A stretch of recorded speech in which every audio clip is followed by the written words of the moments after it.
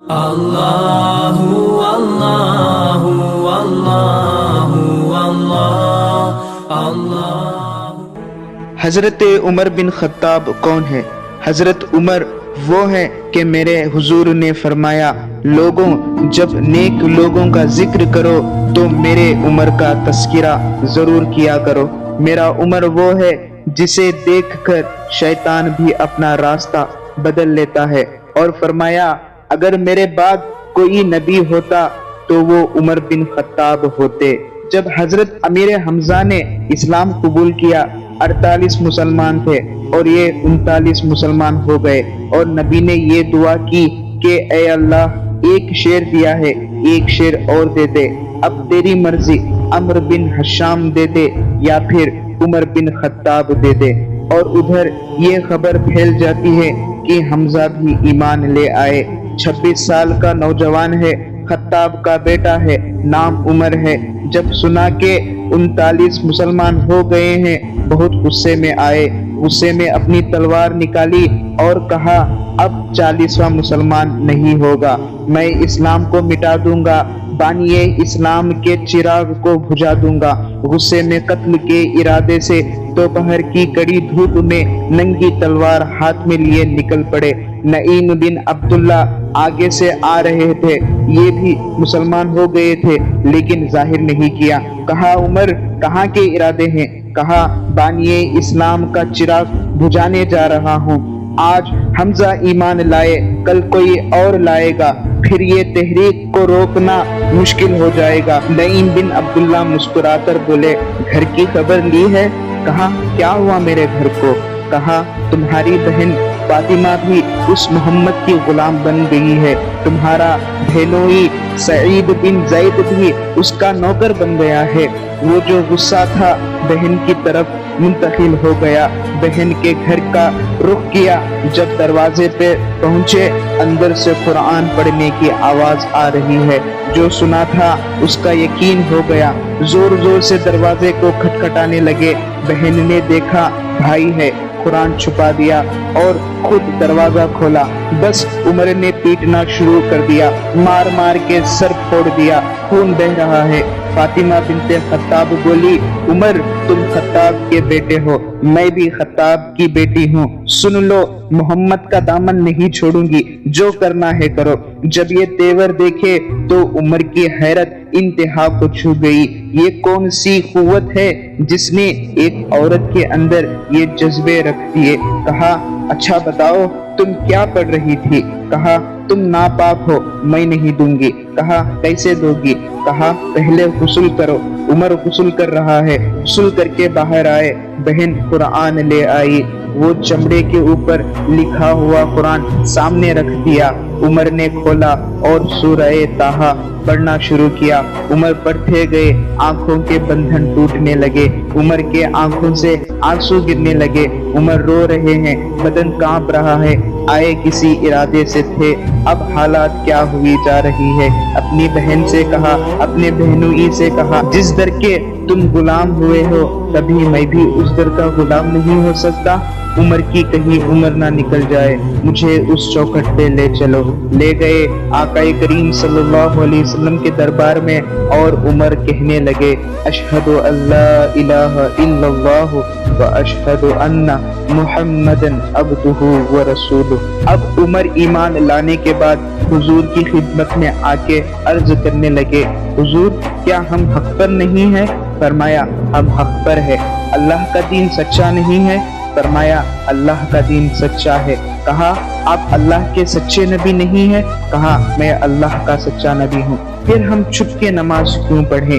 کہا کہ عمر تم جانتے ہو حکمت ہے، اتنی ہماری تعداد نہیں ہے کہ کفار کے ظلم و ستم کے خلاف کھڑے ہو سکے۔ عرض کی حضور کعبۃ اللہ میں جا کے نماز پڑھیں گے۔ مسلمانوں کی 2 صفیں بن گئی، ایک صف کی حفاظت امیر حمزہ کر رہے ہیں، ایک صف کی حفاظت حضرت فاروق اعظم کر رہے ہیں، درمیان میں حضور چل رہے ہیں۔ اور روایت میں آتا ہے کہ عمر چلتے جا رہے ہیں، ساتھ لا الہ پڑھتے جا رہے ہیں۔ جب کوئی بھی مسلمان ہوتا تو عرب کے کفار اسے مارتے، ظلم و ستم کرتے۔ حضرت عمر جب ایمان لائے تو آپ نے ایک ایک کافر کے گھر کے دروازے پہ کھڑے ہو کے کہا، تم کمزوروں کو مارتے تھے، میں تمہیں بتانے آیا ہوں، میں محمد عربی کا نوکر بن گیا ہوں۔ بلکہ آپ نے اعلان کیا، جس نے اپنی بیوی کو بیوہ، اپنے بچوں کو یتیم کروانا ہو اور اپنے ماں باپ کی کمر کو جھکانا ہو، وہ عمر کے مقابلے میں آئے۔ حضرت عبداللہ ابن مسعود رضی اللہ تعالیٰ عنہ فرماتے ہیں، حضرت عمر کا ایمان لانا مسلمانوں کے لیے عزت کا سبب تھا، ان کا ہجرت کرنا مسلمانوں کی نصرت تھی، ان کی خلافت مسلمانوں کے لیے رحمت تھی۔ حضرت عمر کی طبیعت کے اندر جو جلال، جو سختی پہلے جو مسلمانوں کے خلاف تھا، اسلام میں آنے کے بعد اب کفار کے خلاف، منافقین کے خلاف وہ جلال، وہ سختی بدستور موجود رہا۔ سب سے کم تنخواہ جو بیت المال سے کسی وجود نے لی ہے وہ حضرت عمر نے لی ہے۔ سال میں صرف 2 جوڑے کپڑے لیتے تھے، اور راوی کہتا ہے کہ میں نے دیکھا ہے کہ اس میں بھی 17 پیبند لگے ہوتے تھے۔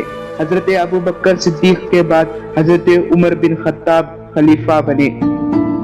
10 سال 6 مہینے اور 4 دن آپ نے خلافت فرمائی۔ مختصر دور خلافت کے اندر Iraq, Iran, Azerbaijan, Armenia, Syria, Georgia, Jordan, فلسطین، لیبنان، ایجپٹ، افغانستان، ترکمنستان اور ساؤتھ ویسٹرن پاکستان کو آپ نے فتح کیا۔ حضرت عمر بہت بڑے عدل انصاف کرنے والے تھے، اس لیے ان کا نام فاروق پڑا۔